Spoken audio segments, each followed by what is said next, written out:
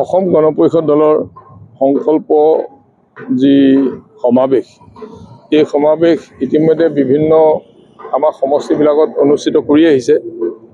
আৰু এতিয়া আজি আমি বহুতকেইটা দিন বদলি কৰাৰ পিছত আজি এই মানে 22 তাৰিখত আজি আমি শিৱসাগৰত অনুষ্ঠিত কৰিবলৈ লৈছোঁ।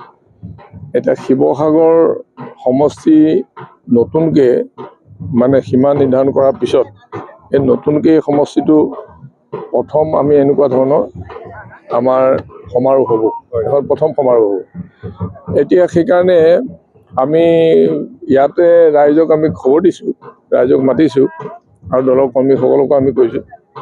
আৰু মই আশা কৰিম যে আজি এই সমাৱেশখন যি উদ্দেশ্যত অসম গণ পৰিষদ দলৰ তৰফৰ পৰা অনুষ্ঠিত কৰা হৈছে এই উদ্দেশ্য সফল হওক আৰু দল শক্তিশালী ৰূপত দলৰ সন্মানীয় সভাপতি অতুল বৰা আৰু কাৰ্যকৰী সভাপতি কেশৱ মহন্তই যি প্ৰচেষ্টা লৈছে সেই প্ৰচেষ্টাও সফল হওক আৰু অহা দিনবিলাকত দল যাতে শক্তিশালীভাৱে আৰু নিৰ্বাচনতো খুব ভাল ফল দেখুৱাই যাতে আমি মিত্ৰতা ধৰ্ম ৰক্ষা কৰি পেলাই আগবাঢ়ি যোৱাত আমি সফল হওঁ। আজি আমাৰ যোগদানৰ কোনো কাৰ্যসূচী তেওঁলোকে আমি লোৱা নাই। কোনোবা যদি নিজেই স্বতঃস্ফূৰ্তভাৱে যদি জইন কৰে তেতিয়াহ'লে তেওঁলোকে কৰিব পাৰিব। যদি মই কোন সমষ্টিৰ পৰা প্ৰতিনিধিত্ব কৰিব নাই, মই কোনটো সমষ্টিৰ পৰা প্ৰতিনিধিত্ব কৰিম এইটো এতিয়া মোৰ এটা ব্যক্তিগত কথা নহয়।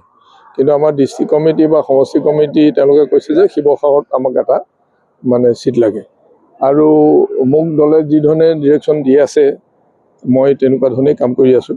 এতিয়াও দলে কাইলৈ মোক যিটো ডিৰেকশ্যন দিব, কাৰণ সীমাবোৰ নতুন হৈ গ'লতো আৰু সেইকাৰণে দলবিলাকে আলোচনা কৰি তেওঁলোকে জয়যুক্ত হৈ যাবৰ কাৰণে প্ৰাৰ্থিত্ব তেনেকৈ প্ৰক্ষেপ কৰিব আৰু সেই প্ৰাৰ্থীক জিকাই নিয়াৰ কাৰণে মিত্ৰ দলে সম্পূৰ্ণৰূপে একত্ৰিতভাৱে যুঁজ কৰি যাব যাতে আমি অহা চৰকাৰখন শক্তিশালীভাৱে হেমন্ত বিশ্ব শৰ্মাৰ নেতৃত্বত যাতে গঠন কৰিব পাৰে।